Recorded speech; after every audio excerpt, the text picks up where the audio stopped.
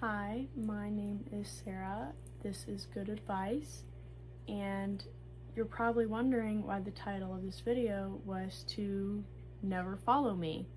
And it is in a literal sense. You should never follow me. You should probably never follow me or anyone else for that matter.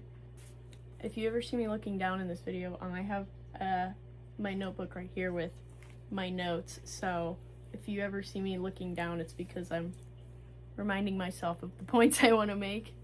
I know it might sound hypocritical from me making a YouTube video on this, but there is a big difference between observing someone and getting inspiration from them in their videos, whereas on the other hand, you're actually consuming and becoming this content because you are so ingrained in it that you want to become it. So my job might be to make YouTube videos, but that doesn't necessarily mean that your job is to replicate them. What I'm saying is more of, you can take bits and pieces of people's content that you enjoyed or people that you've known. You can observe them and their habits and take bits and pieces that you've noticed. You're like, wow, like this would be really great for me to do myself, and take it more as a learning lesson, not a taking lesson. If you, for instance, see somebody and they had a really great presentation and you'd like to learn from them what they did to present so well, instead of just copying, observe and try to formulate your own version of becoming a good presenter. So you can take bits and pieces from what they presented, but that person might have a completely different formula on how they became a good presenter from how they're coming off presenting. So you can try to replicate that person, but you might not sound the same because you are trying so hard to be that person in their presentation skills. Maybe even just ask, like, what skills did you hone to become such a good presenter on various topics? Not just looking at it, maybe taking notes and just saying, that's really good, I'm gonna become that. Learning from it, asking that person how they got that good, seeing what skills they used, not just a surface level seeing that they're a good presenter and you're gonna copy some words that they used or some techniques that they used. Ask them instead to know what they did so you can take bits and pieces from that but not become it. So from a very early age, we are taught conditioning, and not in a good way.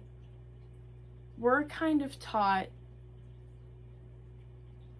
hey, in order for you to make it in any sense, in any way, you need to watch these people.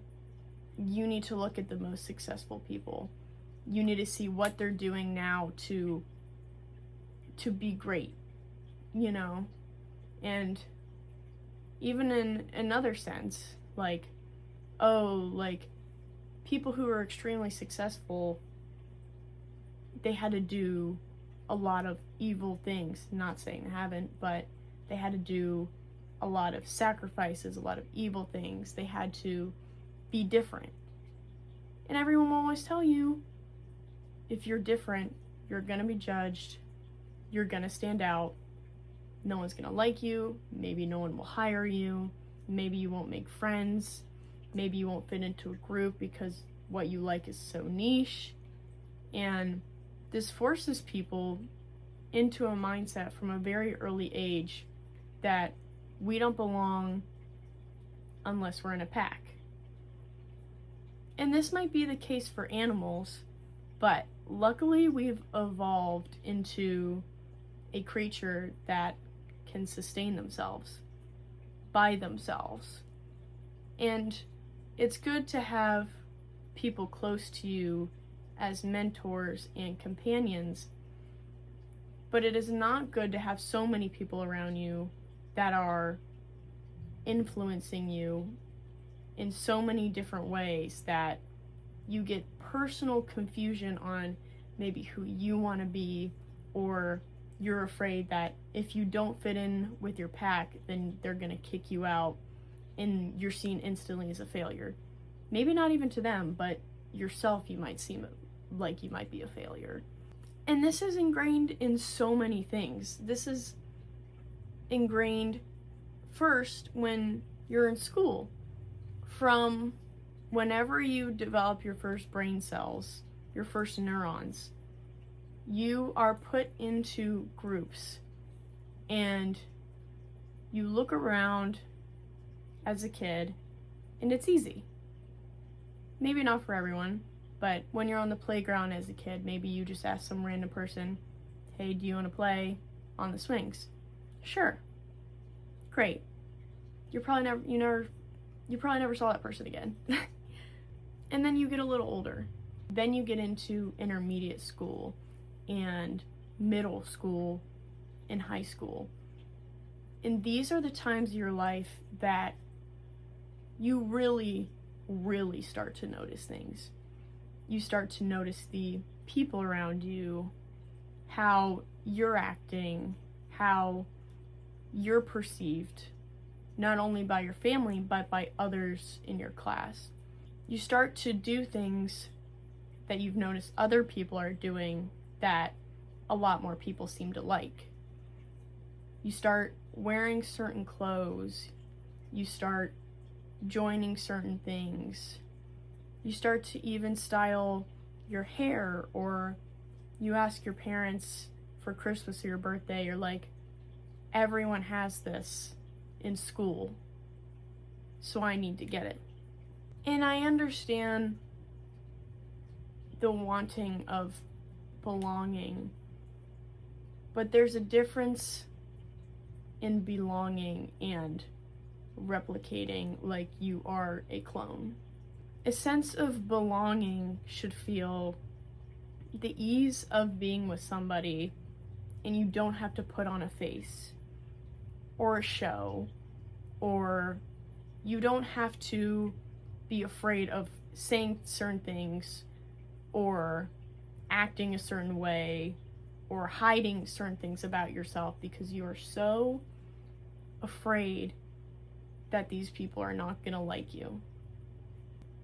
In school, we're always taught to be the best student. You'd always see people in honor roll who would constantly get recognized and have achievements and always stand out. And then you'd see other kids who are really struggling, and they'd have to go to special rooms to take tests. And sometimes I was that kid who had to get help on certain things. Like, I had the worst ADHD as a kid, so I had to leave my classroom to do exercises in the hallway. That's kind of embarrassing as a kid when you can't focus, so you have to stand out and do certain things a certain way that you're noticing around you that other people don't have this problem and other people aren't doing. And you'll get told other people's opinions to your face in these environments. You'll be told what people think about you. You may not have asked.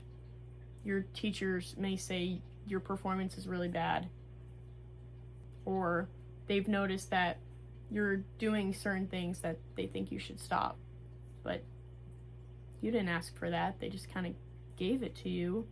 We have report cards on how good we are, and people compare those, and whoever's best with a letter in the alphabet gets the most praise, while somebody who might not be really good at math but maybe has painted the most beautiful painting you've ever seen, they might get an F, but they're not seen as bright because they weren't as good as math as everyone else, so they stand out and no one wants to be around them.